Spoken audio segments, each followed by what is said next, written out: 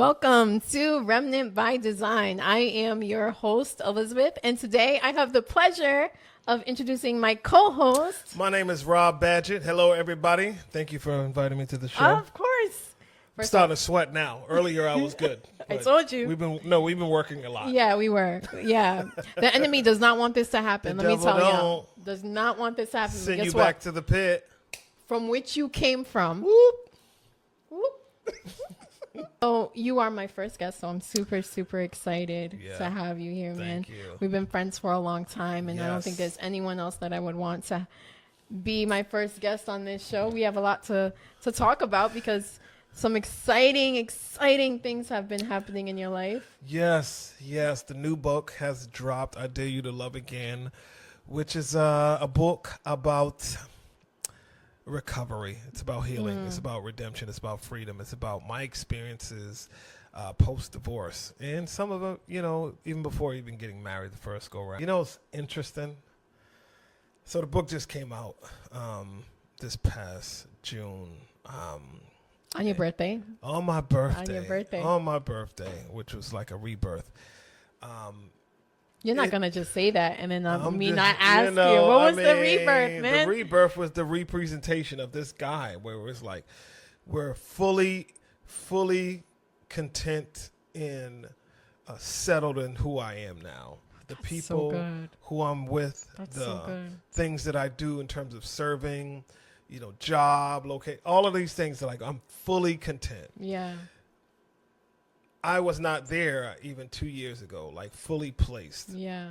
There's a joy about you today that you have. Yes, sir. I appreciate that. There is a joy. And so, the book's been done for 2 years. And 2 years ago, I was just like, hey, this is one of our good days that we had. We still don't have a whole lot of good seasons. Maybe. But we have. But you're not where you were. Yeah, I'm going to get to that. And so I had a conversation with her. Because we were meeting about some other stuff. And we would meet at a park and we would talk.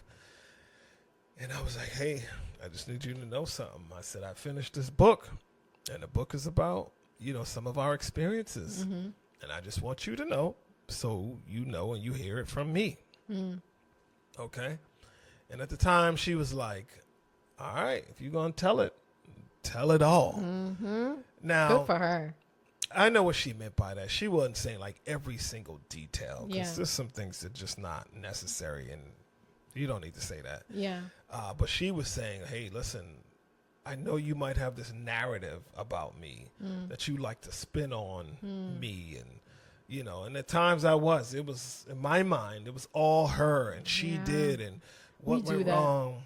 I did do that. Yeah, no, we do that though in relationships. You do that. Okay. No. I said we do that in relationships. Sure. We only like to say our side. Yeah, because we're always the victim. Yeah. We've been victimized. Yeah. And she was like, I was like, I hear you.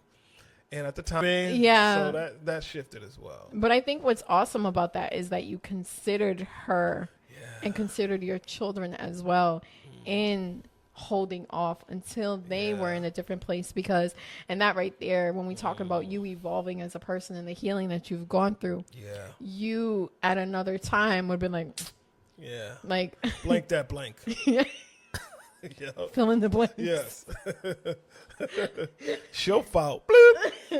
She'll be okay. Yeah. That's what we love to say about they'll be okay.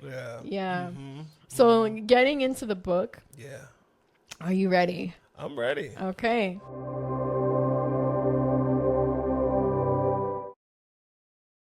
I do have several questions because there was definitely a lot of things that came up while I was reading it that I was like, man, I want to hear more about your perspective and your thoughts in those moments. I think just starting off, just going right deep into the thing because, the thing. Yeah, I go all the way in. I go all the way deep.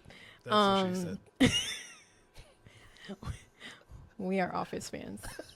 For all you believers out there that are like, right. Sorry. It is what it is. Yeah. We ain't that holy. Was that appropriate to say? It works. It works for me. It's your show.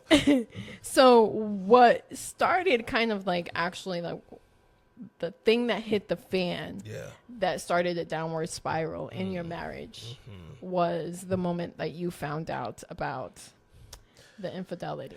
Yeah. So I think now, as somebody who spent time in, relationship coaching, being a therapist, you realize infidelity is just a manifestation of a whole lot of other things that have already happened. For somebody to get to the point where they're stepping out, they left a long time ago. Oh, wow. Okay. You know what I mean? Yeah. And so, as you unpack stuff and, you, even in therapy, we'll when a couple comes to us and they're like, so and so cheated in the relationship, we'll deal with the wound because that's bleeding.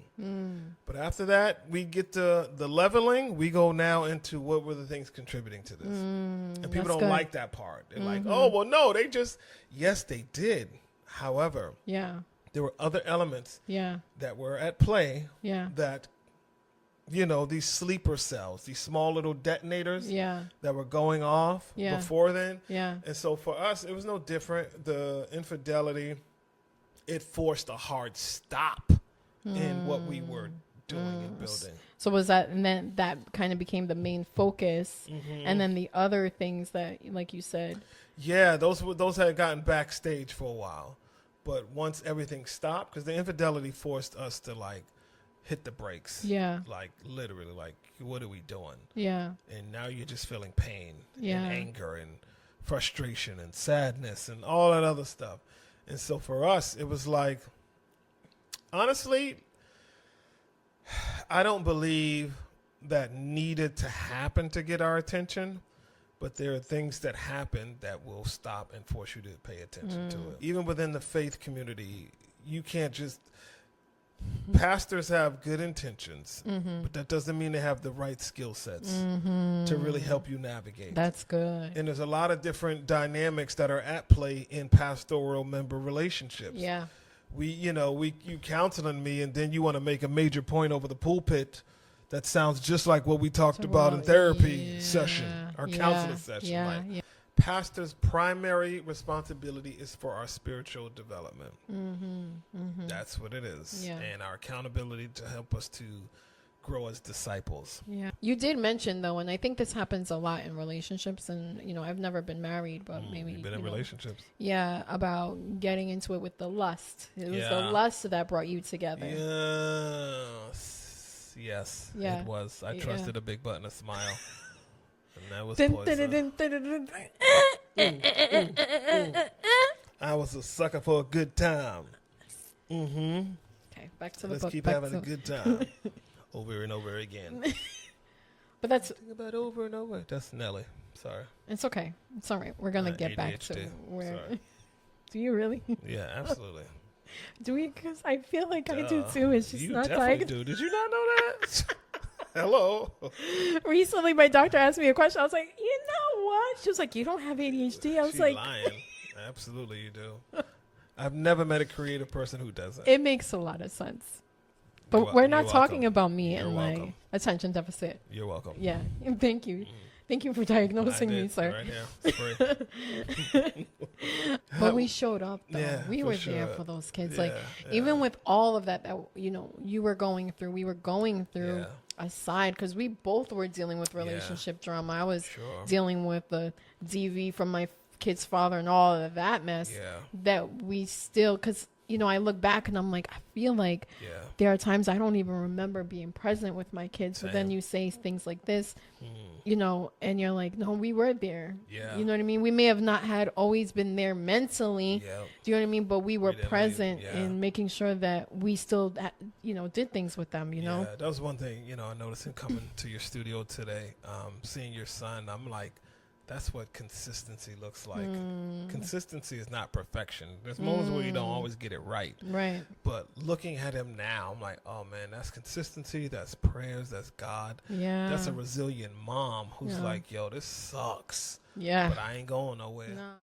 And she's sitting on one side of the room. Her mother finally made it to the hospital, and her mother's sitting on the other side. And I was like, yo, can I talk to you for a minute? I was like, first I hugged my daughter, But then I was like, can I talk to you for a minute? She was like, yeah, she's in there, but she don't listen. I said, listen.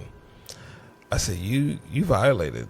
I said, you had her ride to a hospital in an ambulance by herself. I was like, all bets are off. And I was like, I was like, I'm going to bury you. Oh, like, wow. I said, I'm going to bury you. I said, some other stuff too. I was like, this is it. You were upset. I was beyond mad because I'm like, do you have any idea what it took for me to get here and all the stuff that I've been navigating through trying to do this, and you just go about your business? And she's like, security, security, security. I was like, oh, you trying to sell security on me? Okay, I'll give him a show. Let's give him a show. Did they escort you out? What? Boy, did they. Boy, did they. We need you to calm down, sir. I was like, I'm calm. I'm calm. I'm calm. Don't tell me to be Right. calm. Don't tell me to be calm. Yeah, We're in that's crisis. the worst thing that you can do, man. Worst thing. When you go back to talking about like consistency, even with your daughter today, and our youngest, both of our youngest, Yeah. kind of went through very similar behavioral Sure. things and struggles, and so like Yeah. to see them today, when you talk about consistency, it's not only the consistency, it's the healing Yeah, there that you the go. parents that have done. Ooh, talk about it. That ends up reflecting in the children, because That's a major key there, Liz. Yeah. Like I tell couples all the time who are having major challenges with their children. I like, listen, if you heal the marriage, Yeah. the children will follow.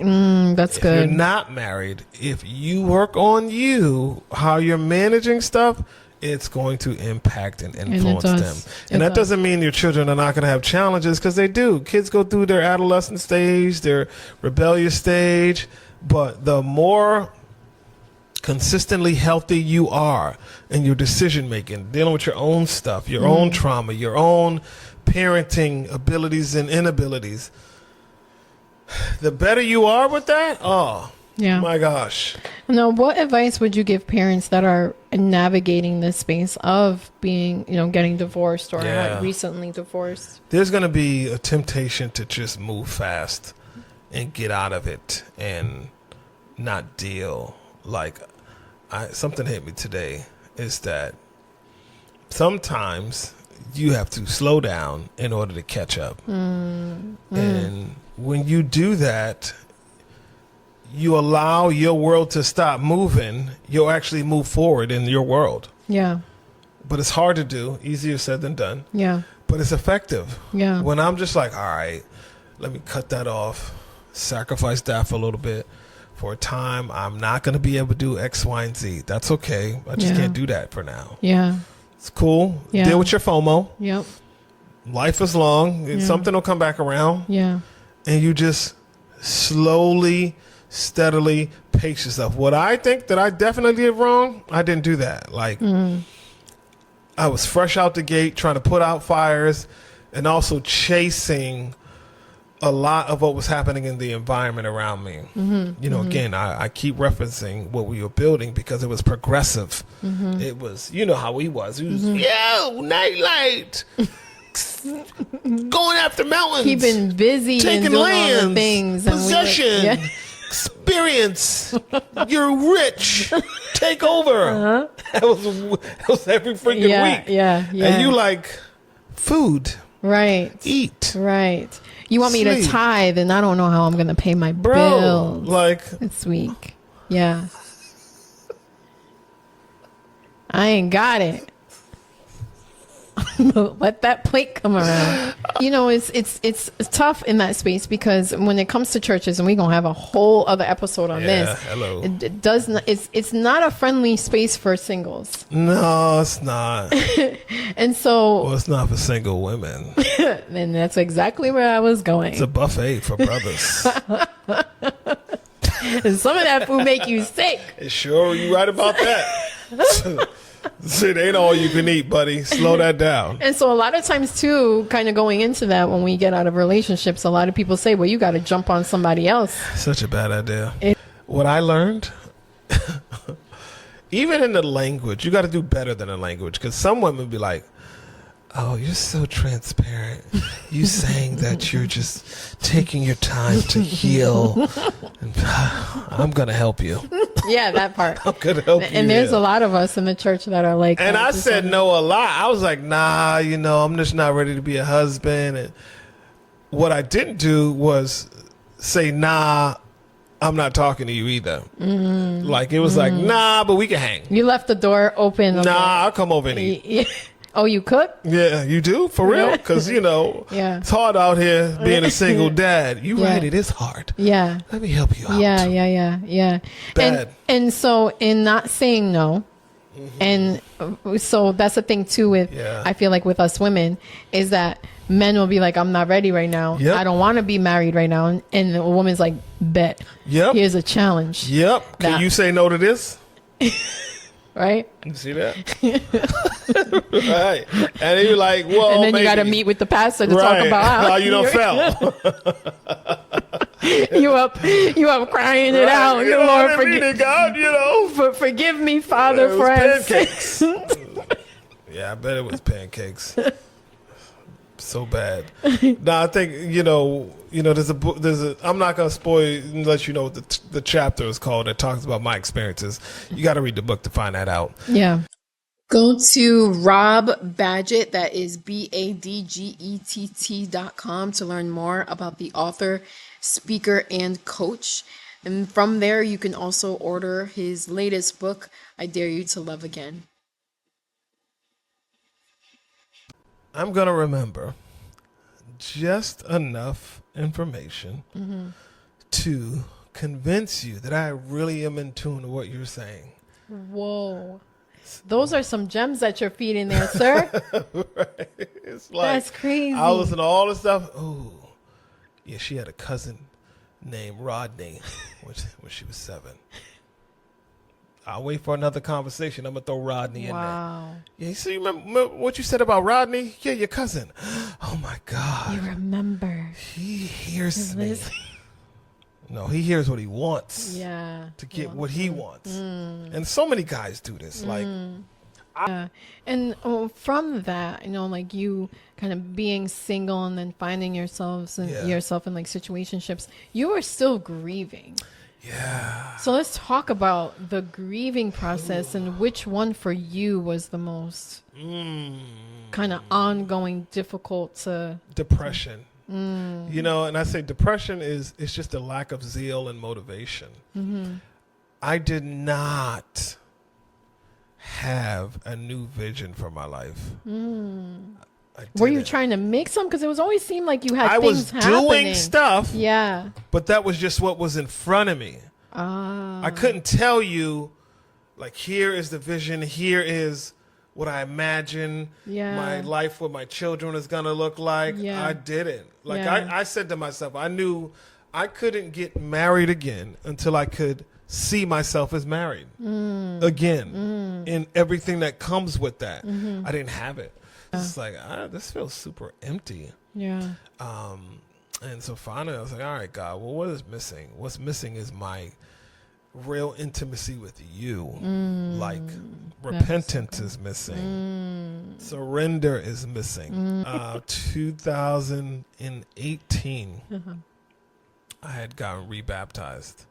Nice. On a little pond, private pond. I love that, though. With just me and 2 other brothers. I love that. There was no spectacle. There was no nothing. That's real. You know what I mean? Yeah. I was like, yo, this is me. Real. I was like, God, I need to recommit myself. Yeah. Because I'm just drifting. Yeah. And then a few months later, I met my wife. Yay! Shout out to But you know what's crazy? Yeah, shout out to B. She's amazing. That was not, I'm going to get right so that you can give me. Yeah. It was, no, Lord, you deserve all of me. So let me give you all of me. Period. Yeah. Not if you give me this, in which I think a lot of singles do. All right, God, I'm hitting all my check boxes, so you can send them. Right. And then you get with the person, and then God ends up being on the sideline. Whereas then we put on God on trial. Like, you did this, so you need to tell me why. Yeah. Nah, I had also said, it's like, Lord, however long, if I get married again, we'll see. If not, I'll walk this thing out. Yeah. You'll figure out how to provide my children with the things that they need. If they don't have another mom, they had a mom, so you'll get what they need to get to them. Mm-hmm. That's off me. Mm-hmm. And then when you dared yourself to love again, what was that like? And how did you? Yeah, that was scary. I was like, I'll be honest, like there had to be a lot of healing first for me in my relationship with God. So now I could have the capacity and open my space up, because that is so good. Trusting him means that I can trust who he's sending. That is a word. Yes, sir. You know what I mean? Yes, sir. Yes. That's a word. So now here you all are. Here we are, married. So exciting. 2 children, 2 more children, 4. Oh my God. That's your rebirth. Yeah. Like, that's the other part, healing. for sure. And then like, getting married to Brittany, and then the two, it's almost like a Yes. And so like bringing that all together with both sides, your children prior and blended in love. Kingdom story for sure, man. No, it's beautiful on the other side. Yeah. As I said, I am as content as I have been in quite some time. I think that's one of the beautiful things when you do allow the Lord to choose your partner and your marriage partner, is that he brings someone that comes up alongside you and supports you and helps build you too. Like, you needed her. Like, she is like your perfect match in that, Yeah, no, and I think that's the other part of, finishing the story. It was like, you got to show them the other side. Like, it couldn't have just been, we stop at a single dad, like, all right. Yep. This is my roadmap to be a good single dad and have a somewhat relationship with your ex. And that wasn't your story. It was never going to be your story. Nah. See what I'm saying? So. And I remember one of the cool things that I'll say really quick before we wrap up is I remember back then, even 10 plus years ago, you would say, I don't want to date a woman that got kids. I don't want to be married to a woman who got kids. And the Lord listened to you. And but I know that's what you was going to say. Because at the time, he was like, bro, you got kids. But you knew what you wanted. And you stuck by that. Yeah. You can make it to the other side. You can. There is fruit. I think if you trust God in the process, do it his way. Yeah. There's no loss for you. There might be some struggles, some pain, some challenges in between, but there's no loss. Yeah. So trust the process. Amen. Sure. Amen. Badgett, it was amazing having you on here. We had some really good conversations. Yes. I am hoping we get to do this again and really let us know, in the comments if you're interested in us getting together again and kind of having more conversations about relationships. Because we're going to bring some coffee next time. Yeah, we are. And some snacks. Snissies. We like to eat. Yeah, that's it. Yeah, man. Thank you so much, man. I love you, man. Love you too. All right. Peace. Bye.